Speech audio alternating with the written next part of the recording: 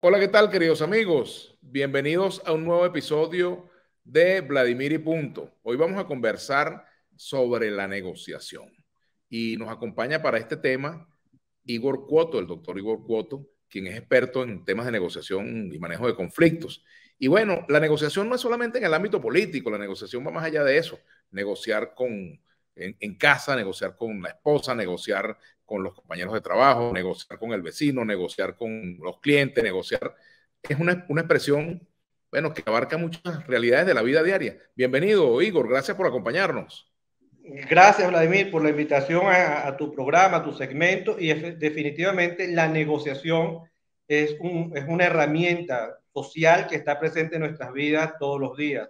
Cuando me levanto, tengo la primera negociación conmigo mismo, que es cuando yo empiezo en ese proceso de toma de decisiones, que me pongo 5 minutos más en la cama, pero si me quedo 5 minutos más en la cama, entonces tengo que bañarme 5 minutos más rápido, etcétera. Posteriormente, ¿quién lleva al muchacho al colegio? Los que tienen los hijos todavía en los colegios. ¿Lo llevas tú o lo llevo yo? Si lo llevas tú, entonces mañana, entonces, bueno, yo sé que mañana tengo que hacer tal cosa, pero si lo tengo que llevar yo, entonces tal vez tengo que negociar contigo, Vladimir, que en vez de vernos a las 7, tenemos que vernos tal vez a las 7:30 de la mañana. Y posteriormente tal vez eso conlleve a que tú también lleves adelante otros procesos de negociación. La negociación, como tú dices, está presente cuando compramos un carro, cuando tomamos la decisión de casarnos hay un proceso de negociación, cuando compramos un apartamento, por supuesto, hay un proceso de negociación. La negociación es transversal en muchos procesos. Negociamos cuando necesitamos la cooperación de otra persona para alcanzar un objetivo que por nuestra propia cuenta no podemos satisfacerlo. Sí, y hay negociaciones, por ejemplo, cuando te divorcias también las hay. Claro La que sí. negociación con los hijos, por ejemplo, fíjate que creo que es un tema interesante esto, ¿no? Porque los hijos aprenden a negociar.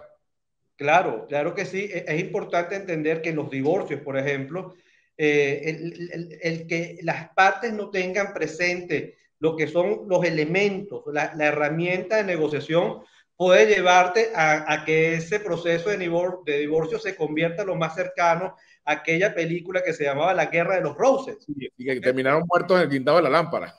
Bueno, exactamente, terminaron muertos. Yo creo que aquí hay unos cuantos que han terminado en las lámparas, no porque haya sido de su interés, sino porque por no abordar efectivamente ese proceso de negociación, bueno, terminan generando cosas que atentan contra sus propios intereses. Ahora, fíjate, también la negociación con el vecino, lo que comentaba yo al inicio del programa, cuando tenemos un conflicto con un vecino, cuando el tema del carro, no me atravesé el carro frente a la casa, o hay una fiesta, mira, ¿cómo hacemos? O sea, Sí, mira, Vladimir, ¿sabes que en la Universidad de Harvard, en los años, a finales de los años 70 aproximadamente, un profesor de esta universidad llamado Roger Fisher eh, hizo un estudio de qué es lo que hacen los negociadores exitosos, ¿no? Pero no solamente las negociaciones políticas, porque muchas veces creemos que la negociación tal cual como tú dijiste es la negociación política, sino en los sindicatos, en las comunidades políticas, empresariales. Empezó a ver qué hacía la gente exitosa. Se dio cuenta, Vladimir, que hay un conjunto de elementos que se repiten en cualquier negociación. En la del vecino, cuando tenemos el problema con el vecino, cuando tenemos el problema con la esposa, cuando vamos a negociar incluso con los hijos. ¿Cuáles son esos elementos que hay que tener presentes? Que creo que creo que es importante que la audiencia los conozca, ¿no? En primer lugar, Vladimir, cuando vamos a negociar, tenemos que negociar en base a intereses. ¿Cuáles son tus necesidades? ¿Cuáles son mis necesidades? No cuál es la posición. El tema no es lo que tú dices querer, Vladimir. La gran pregunta es, ¿para qué tú pides lo que estás pidiendo? Para yo conocer lo que subyace a eso. De una vez, para yo poder entonces plantearte el segundo elemento que es transversal para toda negociación, porque una negociación será exitosa si tú satisfaces tus intereses y yo los míos, no la posición. La posición genera es conflicto. Los intereses promueven más que todo la generación de acuerdos. Eso te va a permitir entonces ir al segundo elemento, que son las opciones. Una negociación efectiva es exitosa cuando las opciones, las propuestas que se colocan en la mesa, te satisfacen a ti y me satisfacen a mí también. Porque si yo coloco una negociación, Vladimir, donde solamente busco satisfacerme yo, donde solamente coloco opciones buenas para mí, pero no buenas para ti, tú no te vas a poner de acuerdo conmigo. Vas más rápido a la guerra que a un resultado positivo. Claro, por algo que tú acabas de decir. Entonces, el otro elemento que hay que tomar en cuenta es las alternativas de no acuerdo, que son todos aquellos planes B que tú tienes y todos aquellos planes B que yo tengo.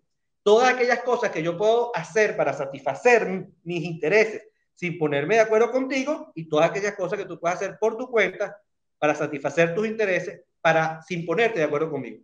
¿Qué pasa? Que un acuerdo es exitoso, Vladimir, cuando esas opciones que tú y yo generamos son mejor que esas alternativas, que son mejores que esos planes B que tú y yo tenemos. Si yo te presento a ti algo, Vladimir, una opción, que es mejor que tu mejor plan B, tú te vas a querer poner de acuerdo conmigo y viceversa. Entonces tenemos que tener en cuenta ese elemento que es importantísimo. Por supuesto, todo acuerdo será exitoso con el vecino, con la esposa, con los hijos, a la compra del carro, etcétera, si está sustentado en elementos de legitimidad. Es decir, no es lo que tú digas. El apartamento, Vladimir, que te estoy comprando no cuesta lo que tú dices, pero tampoco vale en base a cuánto tengo yo en el bolsillo. Cuesta con base a lo que dicen peritos, pero no peritos amigos tuyos ni peritos amigos míos, sino peritos independientes. En cuanto a lo que dice el mercado, en cuanto a lo que establece la ley, la constitución, en el cual ni tú ni yo tenemos control. Y eso nos va a ayudar a nosotros a determinar los parámetros legítimos sobre los cuales puede ir nuestra negociación. Dicho eso, entonces el otro elemento importantísimo para cualquier proceso de negociación es todos estos elementos, es decir, todas estas opciones que satisfacen nuestros intereses y que son mejores que nuestras alternativas y que están sustentadas en criterios legítimos se traduzcan en un compromiso que sea factible, viable y operacional. Nada hacemos, Vladimir, con que yo te ofrezca a ti, discúlpeme la expresión, pajaritos preñados, si yo no te lo puedo dar.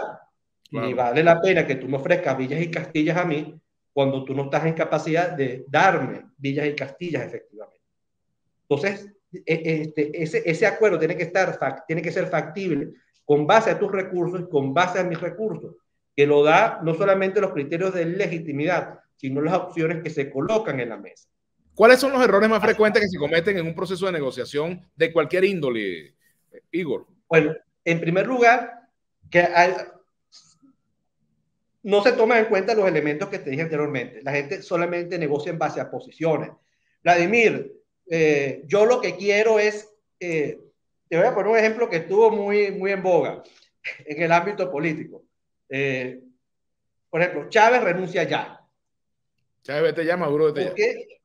O Maduro renuncia ya. Cuando yo le digo al otro, Maduro renuncia ya, la gran pregunta que yo le hago, si el otro fuese presidente, si yo soy el que le está diciendo a Maduro renuncia ya, la verdad que yo aceptara esa propuesta. Esa propuesta es muy buena para ti, tal vez, Vladimir, que me lo estás diciendo, Igor renuncia ya, pero a mí me conviene eso. Entonces, la mayoría de los errores, ¿cuáles son? Colocar propuestas que son buenas para ti, pero no buenas para el otro. Negociar con base a posiciones, es decir, mira, Vladimir, dame la naranja, pero chico, pero no, pero o me das la naranja o me la das, o no me la das. ¿Cómo es la cosa? La gran pregunta es, ¿para qué tú quieres la naranja? Porque de repente podemos llegar a un término medio de saber en ese para qué, que realmente tú no quieres la naranja, sino lo que tú quieres es la pulpa, o realmente lo que tú quieres es la concha. Para eso hay unos muy buenos ejemplos. Es interesante lo que has dicho, porque hay en el modelo, en la dinámica de las negociaciones en el ámbito político, diplomático, etcétera, hay tres fases, que es la fase de diálogo, la de negociación y la de acuerdo. Fíjate tú, para que tú entiendas por qué yo necesito la naranja, tendríamos que conversar primero, tiene que haber un diálogo antes de entrar ya en la fase de negociación. Claro, y lo importante de esto, Vladimir, es que hay dos elementos que todavía no he nombrado y que normalmente son los que generan grandes conflictividad. ¿Cuáles son esos dos elementos? La mala comunicación y la mala relación. Si yo tengo una mala relación contigo, Vladimir, tal vez lo que voy a decir suena esotérico, pero no es así. Pero créanme en algo. Si yo siento mala química contigo, mala vibra, si entre tú y yo prelan emociones negativas, Vladimir, entre tú y yo nunca va a haber una buena negociación. Es decir, yo no puedo sentarme a negociar con alguien donde nuestra relación sea mala. yo no estoy diciendo que sea excelente, pero si la relación carece de cordialidad, carece de respeto, etcétera, va a ser muy difícil que tú me hables de tus verdaderos intereses porque no hay confianza. Donde no hay una buena relación no va a haber confianza, Vladimir. Y si no hay confianza para que tú me hables de los intereses, no vamos a hablar de opciones. Entonces yo me voy a decir, ¿por qué yo voy a tener que complacer a Vladimir? ¿A cuenta de qué? ¿No? Entonces empieza allí un gran problema. Y el otro gran problema, Vladimir, es la mala comunicación. La comunicación, Vladimir, es una aventura muy riesgosa para dejarla al azar. Cuando yo dejo la comunicación al azar, tú eres libre de interpretar lo que tú quieras, yo soy libre de interpretar lo que yo quiero, lo que yo quiera. Y lo importante aquí es saber qué es lo que el otro me quiere decir, conocer qué es lo que hay entre líneas, qué es lo que hay más allá de lo que él simplemente dice. Lo que te dice, lo que te quiere decir y lo que tú entendiste. Y claro, claro, es un problema incluso hasta de semiótica, pero es que si yo no entiendo lo que tú me quieres decir, entonces me voy a quedar muy en la capa superficial. Y para eso, Vladimir, y tú como periodista lo sabes, una de las grandes herramientas que necesitamos es la herramienta de la pregunta. Y recordar a los amigos que nos están viendo que Dios nos dio 2 oídos y una boca para escuchar el doble de lo que nosotros hablamos. Los buenos negociadores, Vladimir, escuchan mucho y preguntan mucho para escuchar aún mucho más. Y una vez que yo haya avalado lo que yo supongo que tú me quieres decir, entonces ahora sí entro a plantear opciones, propuestas. Y hay otro elemento también, Vladimir, que afecta mucho el proceso de negociación, que es el contexto.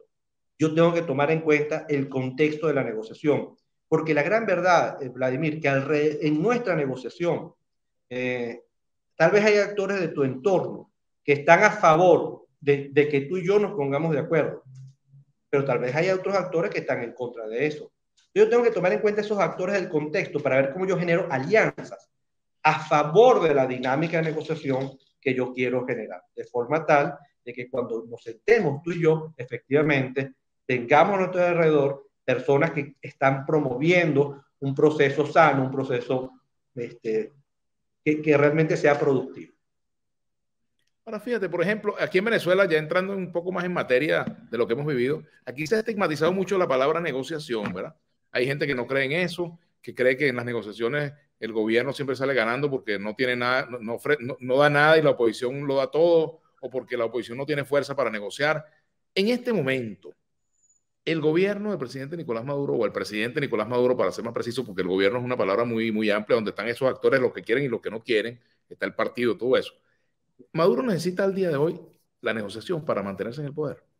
No, Maduro no necesita ningún proceso de negociación para mantenerse en el poder. Por lo contrario, la negociación y el acuerdo sobre los temas que se están promoviendo pone un poco en juego la permanencia de él en el poder y de los actores de su contexto, de su entorno. Entonces, ahora, por ende, esa negociación es una negociación muy complicada porque es casi que un juego suma cero, ¿no? Es decir, mientras no me ponga de acuerdo, salgo yo ganador, pero si me pongo de acuerdo, puedo terminar yo perdiéndolo todo y el otro ganándolo todo.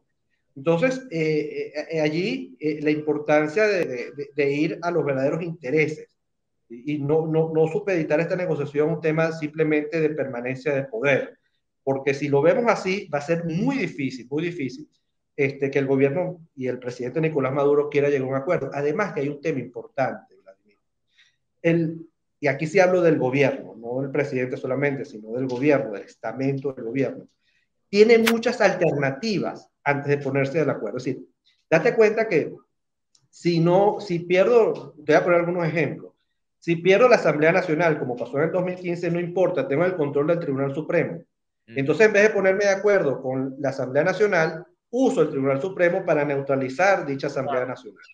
Si pierdo la gobernación, tal cual como pasó en Barinas, bueno, me pongo de acuerdo con la Procuraduría, en la cual tengo control, me pongo de acuerdo con el CNE, donde tengo control, y puedo ordenar entonces la repetición de una elección. Entonces, ¿qué pasa? Si me sancionan con el tema del petróleo, no importa, tengo el arco minero y puedo sacar mucho oro. Entonces, ¿qué pasa, Vladimir? En cambio, la oposición, si tú te das cuenta, el gran interés de la oposición, ¿cuál es? Ir a unas elecciones libres y transparentes, presidenciales y de Asamblea Nacional. Y si no llega al acuerdo con el gobierno, ¿qué puede hacer? No es mucho lo que puede hacer. El poder de negociación, ciertamente, Vladimir, está en cuáles son tus alternativas y cuáles son mis alternativas. Si tú no tienes alternativas, Vladimir, tú no tienes poder. Eres prisionero. No tienes. Porque, dale, pues yo te digo a ti que no. Dale, ¿qué me vas a hacer? ¿Me vas a tirar un golpe de Estado? No tienes capacidad. Ya lo hiciste. ¿Qué, me vas a meter preso? No me puedes meter preso. ¿Qué vas a hacer? ¿No? Entonces, si te das cuenta, la única alternativa que tiene la oposición es la movilización social, y le guste o no le guste a la gente, la gran alternativa que tiene la oposición venezolana es el tema electoral, es decir, la capacidad de movilizar a la gente, de participar en un evento electoral, ¿ok? Porque allí el gobierno, y tal cual como quedó demostrado en el estado de Barinas, el gobierno no tiene control de eso. Es decir, si la gente sale a votar abayazadoramente, el gobierno no puede hacer nada. Es decir, va a ser muy difícil hacer una trampa, y si la hace, la verdad es que las consecuencias serían gravísimas para el propio gobierno. El otro asunto tiene que ver con la formación del negociador, porque una cosa es tener voluntad de negociar y otra cosa es saber negociar. Yo recuerdo una experiencia que yo tuve como diputado cuando hubo el caso de los rehenes en Terrazas del Ávila. Me llamaron, yo era miembro de la Comisión de Política Interior, me llamaron para negociar para formar parte de los negociadores con los secuestradores, que una tragedia terminó aquello. Bueno, claro. Y realmente yo no estaba formado para eso, es decir, y quizás las personas que fuimos de buena fe, un cura, fui yo, fue otra persona, pero si tú no estás formado para negociar, ¿cómo puedes ser exitoso? O sea, claro, y te voy a dar la respuesta didáctica y te voy a dar la respuesta también anecdótica.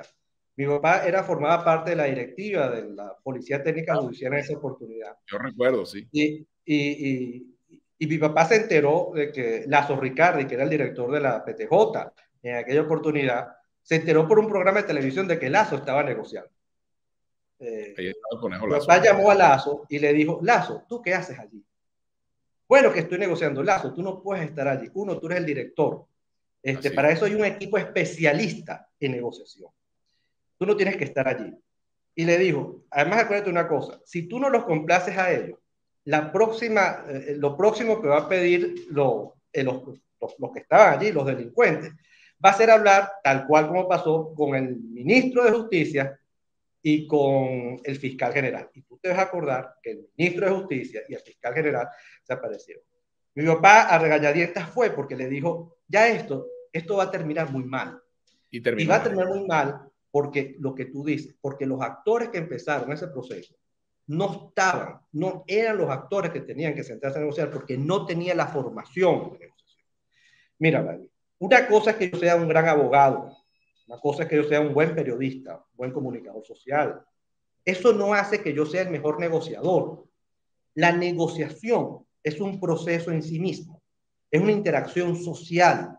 Y si yo no me preparo, y si yo no tengo formación para abordar metodológicamente esa interacción social llamada negociación, sea cual sea el proceso, Vladimir, como es ese proceso de una situación de rehenes, como la que tú comentaste, puede terminar muy mal porque empiezas a cometer errores de libritos, pero tú en tu desconocimiento, tú dices, pero si yo lo estoy haciendo muy bien.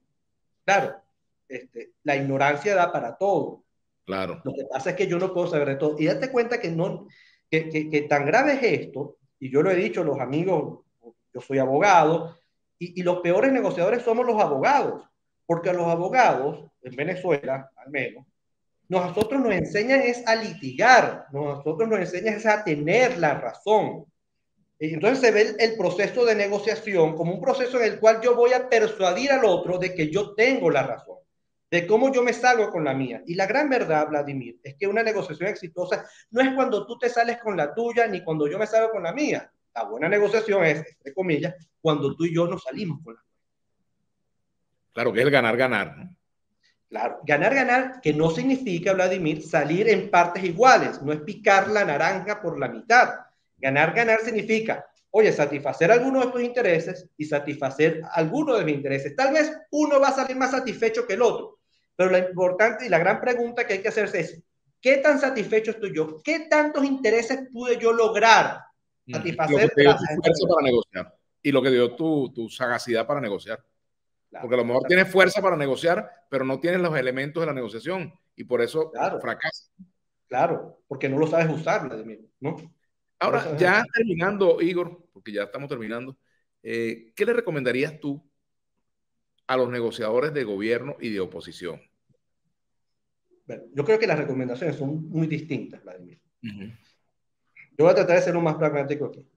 Si tú me preguntas, algún consejo para los negociadores del gobierno sería que ellos realmente se abran mucho más al proceso de negociación, cierto, no solamente con los actores políticos, sino con los actores de la sociedad civil en general.